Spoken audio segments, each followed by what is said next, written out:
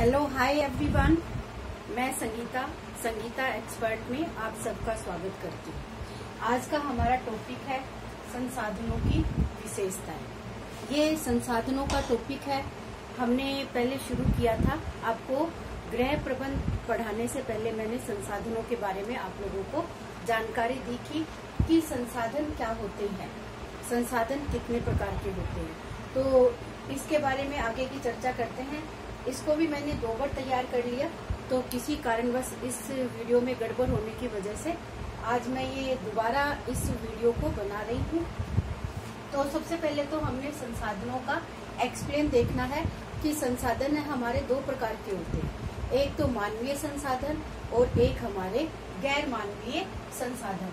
तो संसाधन 2 प्रकार के हैं और हमें अपने पारिवारिक लक्ष्यों को प्राप्त करने के लिए हमें इन दोनों ही प्रकार के संसाधनों की आवश्यकता होती है। और ये संसाधनों को प्राप्त करके ही हम अपने लक्ष्यों को प्राप्त कर सकते हैं, यानी लक्ष्य की प्राप्ति के लिए हमें इन संसाधनों की आवश्यकता पड़ती है। तो मानवीय संसाधन तो वे कहलाते हैं जो मानव के अंदर होते हैं।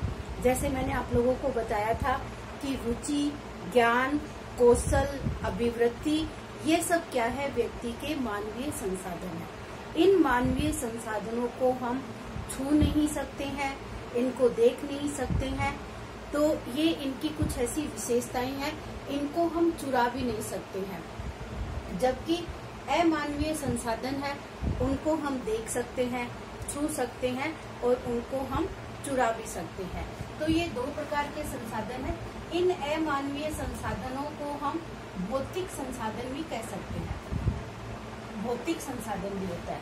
और फिर मैंने आपको इसके बारे में समय एक ऐसा संसाधन है जिसको कुछ ये शिक्षा शास्त्रियों ने तो कहा है कि ये एक मानवीय संसाधन है और कुछ ने क्या कहा है कि ये एक भौतिक संसाधन है या गैर मानवीय संसाधन है। तो ये चीज आपको ध्यान रखनी है कि ग्रास और कैंडल ने और आपका निकल और डार्सी ने इसको किस तरीके से अभिव्यक्त किया है, क्योंकि समय संसाधन के ऊपर हम विस्तृत रूप से चर्चा करेंगे तो उसके अंदर इसको और अच्छे से देखेंगे। आज हम इन विशेषताओं के ऊपर चलते हैं कि समय संसाधन है, उनकी विशेषताएं क्या है। पहली विशेषता है कि समय संसाधन है वो सीमित होते हैं। आपको सबको पता है कि हमारी जो आवश्यकताएं होती है वो असीमित होती है, जबकि हमारे संसाधन क्या होते हैं, वो सीमित होते हैं। तो हमें अपने बुद्धि, ज्ञान, कौशल के माध्यम से इन सीमित संसाधनों का प्रयोग करते हुए असीमित आवश्यकताओं को पूरा करना होता है, क्योंकि हर प्रकार का संसाधन क्या है, सीमित होता है।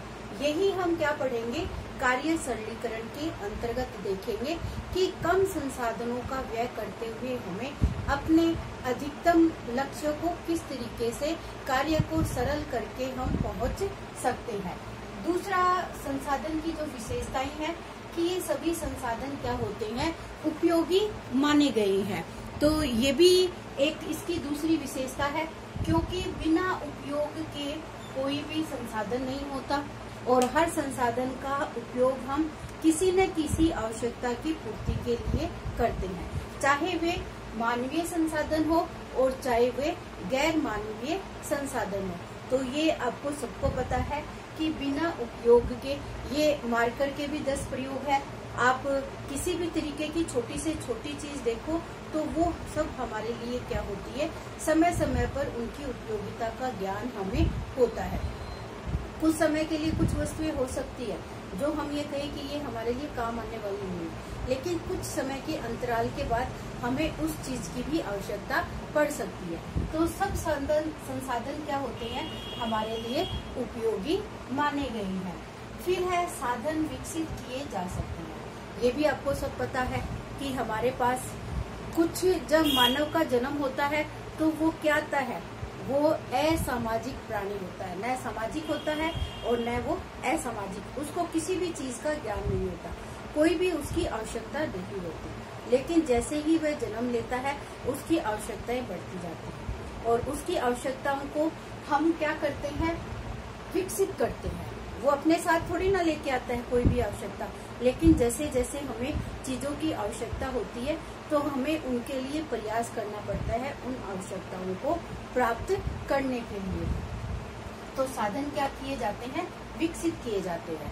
क्योंकि जब आप ये भी देख सकते हो कि जैसे बुद्धि है, ज्ञान है, कौशल है, जब बच्चा पैदा होता है तो वो उसके अंदर ये सब नहीं होता है, लेकिन कुछ समय के अंतराल के बाद आप देखोगे कि बच्चा जैसे जैसे बड़ा होता है तो उसका ज्ञान का क्षेत्र होता है वो बढ़ता हुआ हमें दिखाई देता है। तो साधनों को क्या किया जा सकता है, विकसित किया जा सकता है, चाहे वे मानवीय हो और चाहे वे गैर मानवीय हो। साधनों का वैकल्पिक उपयोग किया जा सकता है। वैकल्प यानी एक के स्थान पर दूसरे का चयन करना, या हम एक वस्तु के लिए कितने विकल्प निकाल सकते हैं।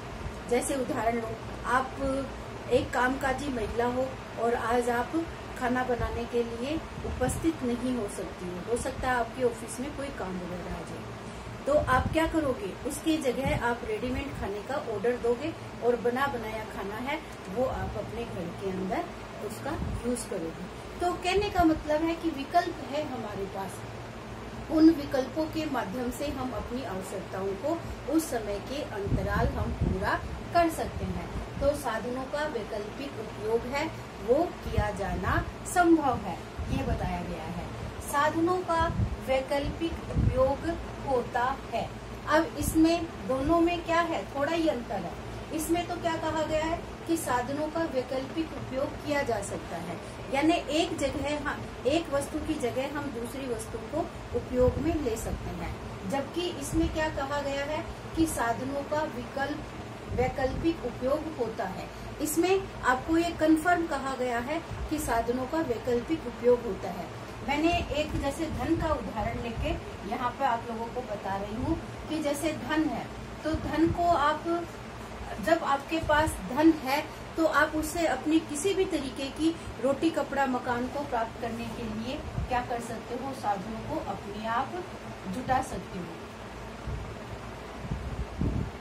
और भी आपको किसी भी तरीके की कोई भी व्यवस्था या वस्तु चाहिए तो आप तुरंत, अगर आपके पास धन है तो उस धन का उपयोग करके आप उसके रूप में किसी भी तरीके के सामान की खरीद कर सकते हो।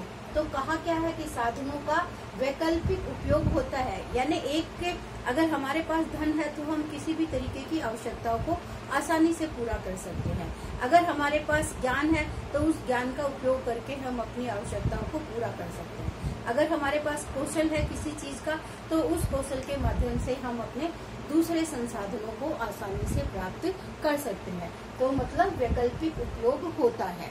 तो किसी भी चीज का वैकल्प निकालना व्यक्ति के ऊपर निर्भर करता है कि वो उस वस्तु का कितना विकल्प है ढूंढकर अपने जीवन के अंदर उसका उपयोग कर सकता है। साधनों का पारस्परिक संबंध होता है। तो ये भी मैंने आप लोगों को गृह प्रबंधन प्रक्रिया के अंतर्गत आपको बताया था कि जो प्रबंधन की प्रक्रिया है उसमें नियोजन, संगठन, नियंत्रण और मूल्यांकन, ये सारी प्रक्रिया क्या होती है, आपस में एक दूसरे के ऊपर निर्भर होती है। एक प्रक्रिया अगर सही रूप से चलती है तो उसके पीछे पीछे वो सारी प्रक्रियाएं हैं अपने आप एक सर्कल में घूमती हुई दिखाई देती है। तो ऐसा ही क्या है, साधनों का प्रबंधन भी पारस्परिक संबंध, संसाधनों के अंदर ही पारस्परिक संबंध बताया गया है, यानी एक दूसरे के ऊपर है वो संसाधन है टिके हुए हैं। जैसे अगर आपके पास ज्ञान और बुद्धि है तो आप धन को अच्छे तरीके से कमाना सीख सकते हो। अगर आपके पास ज्ञान और बुद्धि नहीं है तो आप धन का उत्पादन कैसे कर सकते हो। अगर आपके पास कौशल नहीं है तो आप दूसरे संसाधनों को किस तरीके से हासिल कर सकते हो। यानी एक दूसरे के ऊपर ये संबंधित होते हैं, एक दूसरे से इनका संबंध होता है। साधनों के प्रयोग पर प्रबंधन प्रक्रिया का प्रभाव पड़ता है। अब ये प्रबंधन प्रक्रिया क्या थी हमारी, हमने खूब अच्छे से देखे हैं इसके 4 वीडियो में कि गृह प्रबंधन में हमने क्या किया, आयोजन किया। पहले जो कार्य हमें करना है उसकी हमने पूरी योजना तैयार की है। योजना के बाद उसका हमने क्या किया है, संगठन किया है। संगठन के बाद उसको क्रियान्वयन किया है और क्रियान्वयन के बाद इसके ऊपर हमने नियंत्रण भी रखा है और फिर हमने इसका क्या किया है, मूल्यांकन की प्रक्रिया करी है। तो एक प्रबंधन प्रक्रिया के लिए इन चरणों का होना जरूरी है, तभी हमारी क्या होगी, संसाधनों का प्रबंधन भी हम उसी तरीके से प्रयोग में ले सकते हैं। यहाँ पर आपके साधन समय प्रबंधन का है, तो उस समय प्रबंधन को हम देखेंगे कि ये समय प्रबंधन है, आयोजन, संगठन, नियंत्रण, क्रियान्वयन है। इनके माध्यम से हम समय का प्रबंधन है एक अच्छे तरीके से किस प्रकार से कर सकते हैं। आगे है कि साधनों के प्रयोग से जीवन स्तर में बढ़ोतरी होती है। तो ये भी आपको सबको पता है कि जितने संसाधन हमारे घर में होंगे, हमारा जीवन स्तर उतना ही उच्च और सरल होगा। अगर हमारे पास संसाधन नहीं है तो हमें अनेक प्रकार की कठिनाइयों का सामना करना पड़ेगा। तो ये क्या है कि साधनों के प्रयोग से ही हमारे जीवन स्तर में बढ़ोतरी होती है। हम निम्न परिवार की श्रेणी में या उच्च परिवार की श्रेणी में तभी आते हैं जब हमारे पास खूब सारे संसाधन देखे जाते हैं और उन संसाधनों से हमारा जीवन है वो कार्य सरलीकरण की प्रक्रिया को स्पष्ट करता है।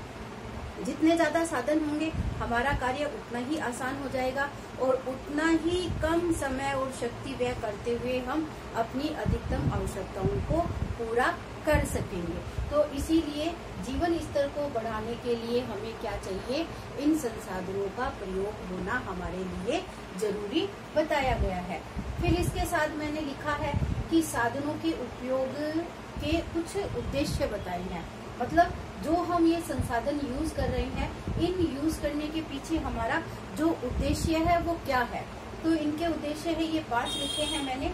लक्ष्यों की प्राप्ति, लक्ष्यों की प्राप्ति मैंने जैसे यहाँ पे बता दिया कि मानवीय और गैर मानवीय संसाधनों का प्रयोग हम क्यों कर रहे हैं, क्योंकि उससे हमें अपने लक्ष्यों की प्राप्ति होती है।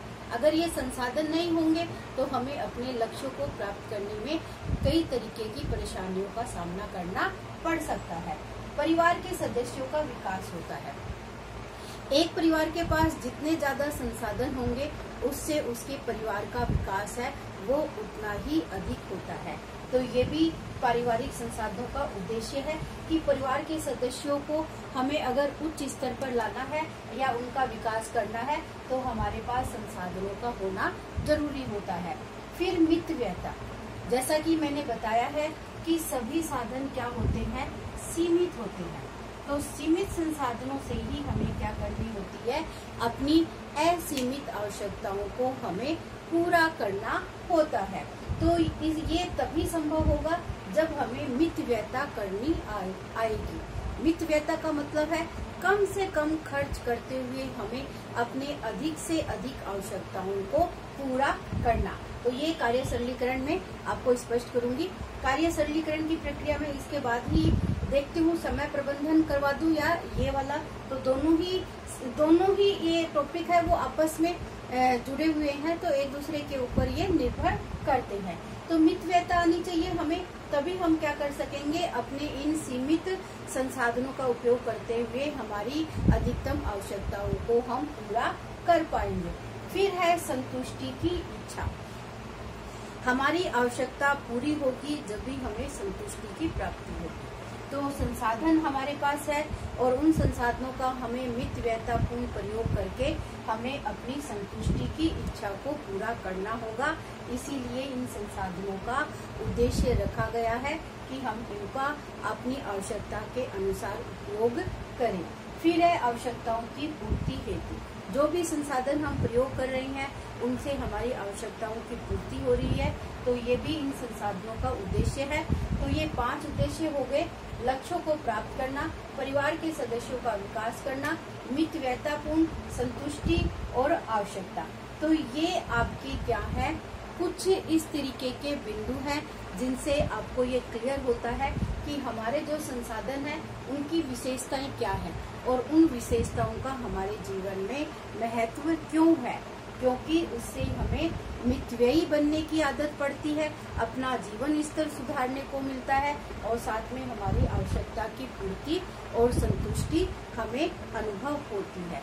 तो आज की क्लास आप लोगों को कैसी लगी तो ये लाइक और शेयर कमेंट के माध्यम से मुझे कमेंट करके ये बताया करो कि आप लोगों के टॉपिक क्लियर हुआ है या नहीं, आप लोगों के समझ में आ गया क्या। तो अगर पसंद आए तो इसको शेयर जरूर करना, और ज्यादा से ज्यादा अगर नए हो तो आप इस चैनल को सब्सक्राइब जरूर करें। All the best everyone, thank you.